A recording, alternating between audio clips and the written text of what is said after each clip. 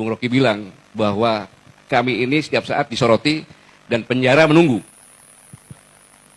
Karena apa yang disampaikan oleh kami ini adalah hal yang aktual, datanya terpercaya, tidak terbantahkan. Saudara-saudara sekalian, 80 tahun sudah Indonesia merdeka.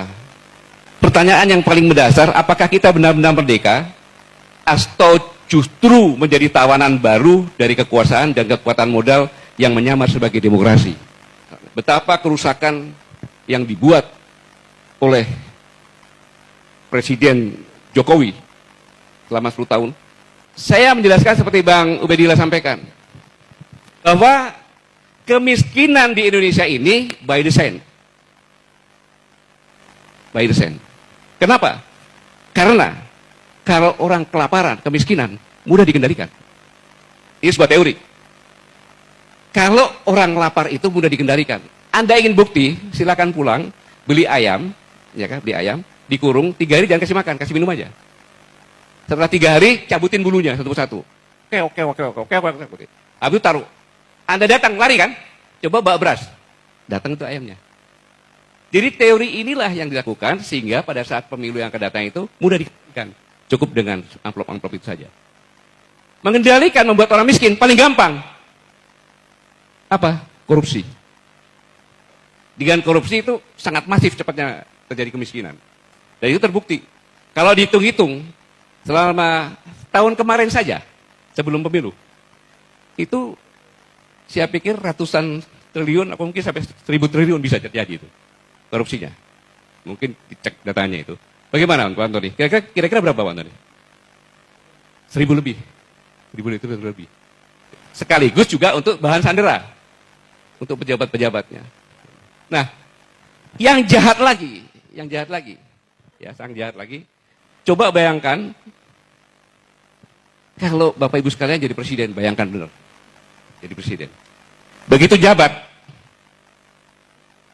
bulan Januari, Menteri Keuangan, Bu Sri Mulyani, memastikan kenaikan PPN 12% sesuai dengan ketentuan undang-undang yang berlaku pada bulan Januari 2025. Jadi pada saat Presiden jabat, bulan Januari PPN 12% diberlakukan. Untungnya, pada tanggal 31 Desember, Presiden Prabowo membatalkan keputusan tersebut, hanya mengenakan kenaikan pajak menjadi 12% untuk barang dan jasa saja. Baru jadi presiden di tahun pertama, sudah disibukkan dengan ini, dan harus tampil sendiri untuk membatalkan. Selanjutnya, bulan Januari lagi, heboh ditemukan pagar laut. Pada saat itu Presiden merintahkan bongkar. Tetapi Menteri KKP bilang jangan dibongkar melarang. Karena untuk barang bukti, insubordinasi dari menterinya. Belum 1 bulan di bulan Januari, sudah terjadi seperti ini. 2. Pada 1 Februari, Menteri Bahlil tentang gas melon. Pakai antri-antri, kemudian ada yang sampai meninggal. Baru 2 bulan ada 3 perkara nih. Dan kebijakan Bahlil dibatalkan oleh Presiden. Yang keberapa itu? 3 ya? Masih bulan Februari lagi. Heboh, bensin oplosan. Ini kalau terlambat diketahui, mesin-mesin motor masyarakat kecil itu rusak. Akhirnya berbondong-bondong isi bahan bakar di Shell. Sebelum saya lanjutkan, saya menduga ini adalah sabotase struktural. Disabotase yang dilakukan oleh struktural pemerintahan sendiri. Februari sudah, sekarang bulan Maret. Menpan RB mengumumkan penundaan pengangkatan calon pegawai negeri sipil dan PPK. Keputusan itu menimbulkan gejolak dan Menseknek atas perintah Presiden Bapak Prasetyo Hadi pada tanggal 17 Maret akhirnya mengumumkan pengangkatan CPNS dan PPK dipercepat. Baru 3 bulan di tahun yang baru sudah seperti itu. 6. PPATK melakukan pemblokiran rekening bank yang tidak aktif selama 3 bulan.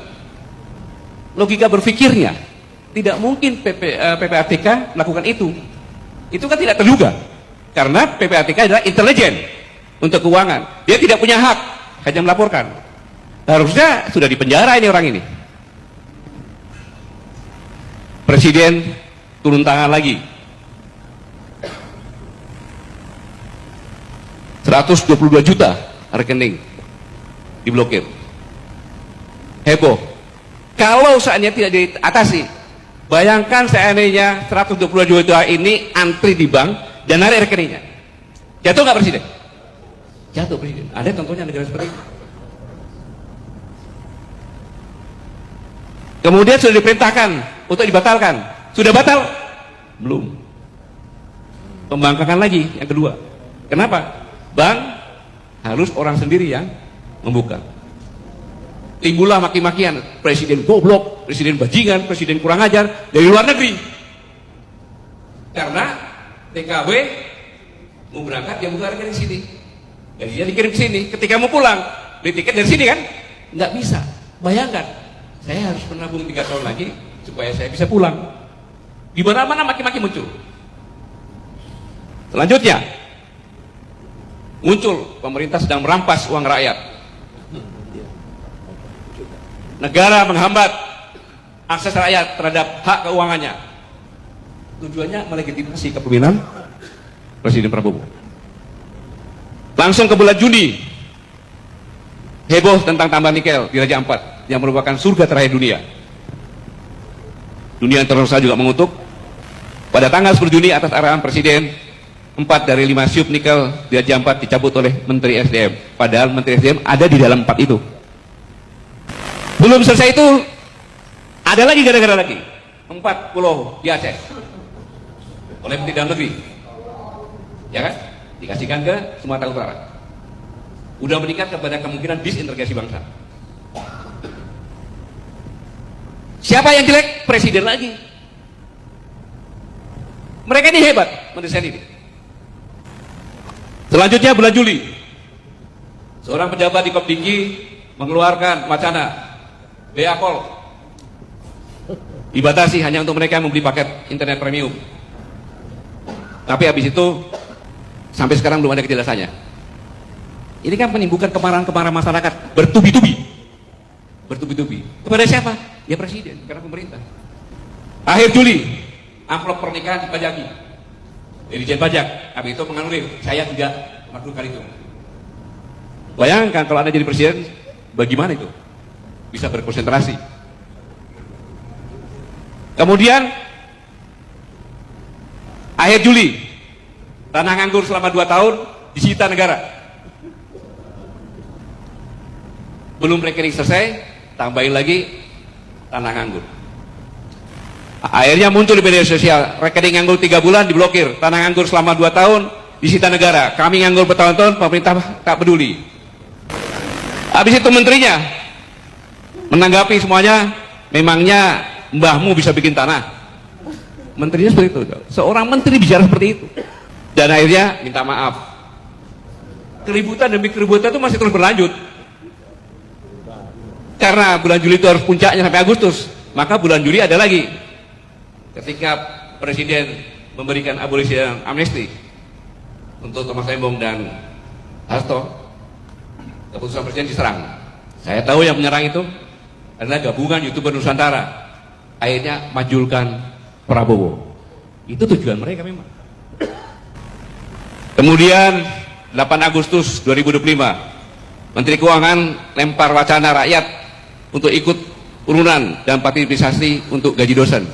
Di kampusnya Pak Saganda itu udah ngomongnya itu. Kan sama aja menurunkan bahwa dosen-dosen itu adalah orang yang tidak perlu dihargai. Ini jangan sembarangan nih, kata-kata ini sangat luar biasa ini. Nah, kemudian puncaknya tanggal 13 Agustus 2025, Ibu Besar di Pati menolak kenaikan PBB sebesar 250. Terjadi keributan. Ya ada kesalahan kepemimpinan ya. Tapi inilah yang saya katakan bom waktu yang didesain dengan cara cerdas. Saya udah bom waktu yang didesain secara cerdas untuk mempercepat penurunan Prabowo digulingkan. Sudah nggak tahan supaya anaknya naik.